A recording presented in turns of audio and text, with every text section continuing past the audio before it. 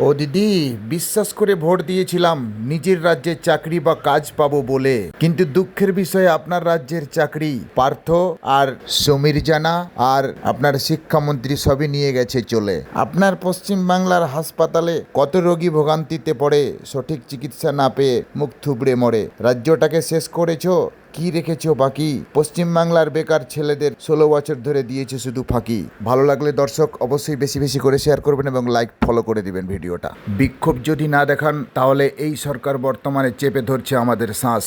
যতক্ষণ পর্যন্ত বিক্ষোভ না করবেন বা আন্দোলন না করবেন ততক্ষণ আমাদেরকে খেতে হবে আথোলা বাঁশ। শেয়ার করুন ঝড়ের গতিতে আপনারা শেয়ার করুন দর্শক, এবং লাইক ফলো অবশ্যই করুন। তার মধ্যে আপনাদের সুজাপুর বিধানসভায় প্রায় 1,24,000 সংখ্যাটা দাঁড়াচ্ছে, 1,34,000 সংখ্যাটা দাঁড়াচ্ছে। তো আমরা বুঝতে পারছি যে এই যে সংখ্যাটা, এইটা শুধু চক্রান্ত। কার মধ্যে চক্রান্ত হচ্ছে? নির্বাচন কমিশন, তাকে পরিচালনা করছে বিজেপি সরকার, এবং তার সাথে সাথে আমাদের এখানকার তৃণমূল সরকারও জড়িত আছে। কারণ অস্বীকার করলে চলবে না যে নির্বাচন কমিশনের কোনো মানুষজন করে যদি আমাদের মাননীয় মুখ্যমন্ত্রী যদি বিধানসভায় রেজলিউশন পাস করাতে যে আমরা এসআইআর হতে দিব না, তাহলে এসআইআর হতো না। কিন্তু উনি যখন 21শে জুলাই মঞ্চে আপনারা দেখেছেন বলেছিলেন যে এসআইআর হলে আমার লাশের উপর দিয়ে হবে, আমি এসআইআর করব না, হতে দেব না। বলেছিলেন কি বলেননি? বলেছিলেন। কিন্তু আসলে উনি চুপি চুপি প্রায় 80,000 নিজের কর্মচারীদেরকে দিয়ে এসআইআরটা করালেন।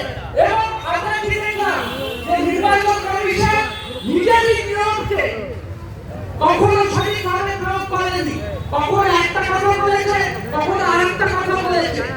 আমার নিজের কথা বলি, আমার বাবাটা 2002 ভোটার লিস্টে আছে, আমার বাবাটা 2002 ভোটার লিস্টে আছে, আমার নিজের নাম 2002 ভোটার লিস্টে আছে। নির্বাচন কমিশন কি বলেছিল? প্রথমে বলেছিল যে যদি আপনাদের ব্যাটিং হয় কোনো কাগজ এখানে হবে না বলেছিল। কিন্তু তারপরে আমরা কি দেখলাম যে একটা ড্রাফট লিস্ট তৈরি হয়ে গেল, ড্রাফট লিস্টে প্রায় কিছু মানুষ বাদ চলে গেল, প্রায় 50 মানুষ বাদ চলে গেল।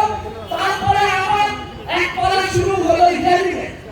এই হিয়ারিং এর পড়া নাটক কি বুঝতে পারছি না, কারণ এই যে অ্যাডজুডিকেশন কথাটা শব্দটা, লজিক্যাল ডিসক্রিমিনেশন শব্দটা, এটা আন্দোলন করা হয়েছে এবং সাধারণ মানুষকে হেনস্থা করার জন্য। আমাদের এখানে মুসলিম অধ্যুষিত এরিয়া, আমাদের একটু নামে হেলমেট সব কিছুতেই আছে, কিন্তু এটা কোনো বড় কিছু না। এটা নির্বাচন কমিশন সুপ্রিম কোর্টে রায় আছে যে একটু এদিকে আমাদের ওদিকে ঘুরে হলে নাম কিন্তু অনার্য ভাবে নির্বাচন কমিশন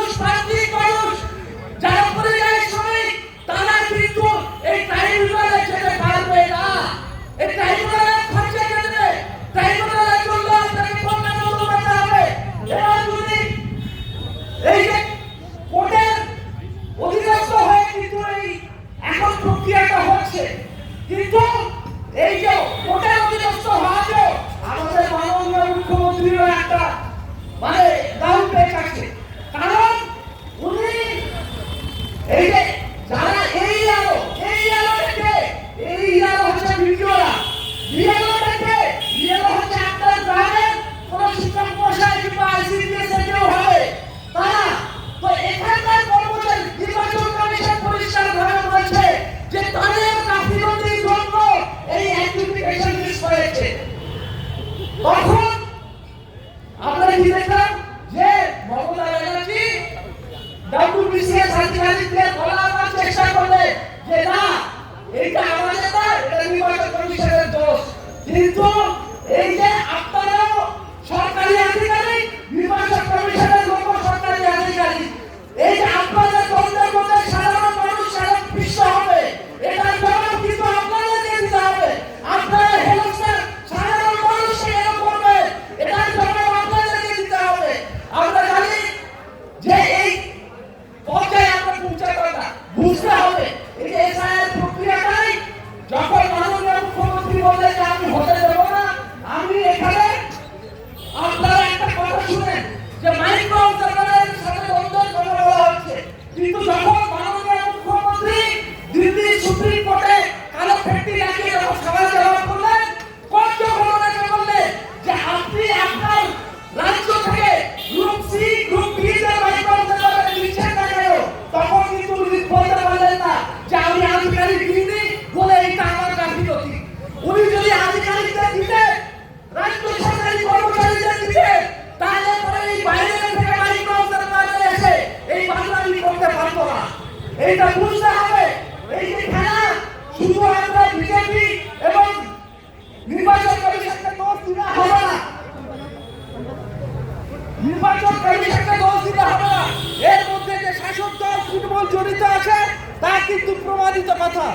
এবং গতকাল যখন উনি সবার মঞ্চ রেডিও চ্যানেলে শেষ করছে একটা ভয়ঙ্কর কথা বলেছে। কি কথা বলেছে? উনি বলেছে, আমি কোট করছি, ওনার কথাটা বলছি, আমরা আছি বলে আপনারা ভালো আছে, আমরা না থাকলে একটা কমিউনিটি যখন জোট বাঁধে ধীরে ফেললে 1 সেকেন্ডে দেবে 12টা বাজিয়ে। কাদেরকে উদ্দেশ্য করে এই কথাটা বললেন? এই কথাটা অজিত চৌধুরী এসে উত্তরপ্রদেশের মুখ্যমন্ত্রী এসে কিন্তু বাংলার মাটিতে বলার সাহস পায়নি। আপনাকে সাহস কে দিল?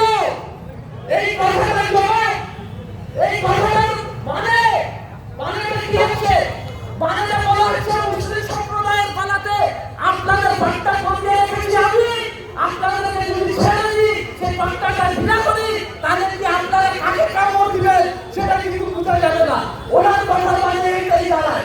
তাই এই ভিক্ষা জানাই নির্বাচন কমিশনকে, তৃণমূলকে এবং বিজেপিকে আপনাদেরকে মনে রাখতে হবে একটা কথা, আমি আমার কথা শেষ করছি, যে পশ্চিমবাংলার মাটিতে যদি বিজেপিকে জায়গা করে দিয়ে কেউ থাকে তার নাম মমতা ব্যানার্জি। কারণ ওনার সাহায্যেই পশ্চিমবাংলার মাটিতে প্রথম সাংসদ বিজেপির হয়েছে, প্রথম বিধায়ক বিজেপি হয়েছে। তো তাই এই যে প্রাক্তন বিধায়ক মালতীপুরের আলবিরনি জুলকার নাইন যেটা বললেন, যেটা হচ্ছে যে দুই ফুলের এই যে মানে সংযোগ বা উথলে পড়া যে ভালোবাসা, এটাকে উৎখাত করতে কংগ্রেস কর্মী যারা, তারা অবশ্যই এগিয়ে আসুন এবং এই ভিডিওটা লাইক, ফলো এবং অবশ্যই বেশি বেশি করে শেয়ার করুন। ভিডিও এই পর্যন্ত, সবাই ভালো থাকুন।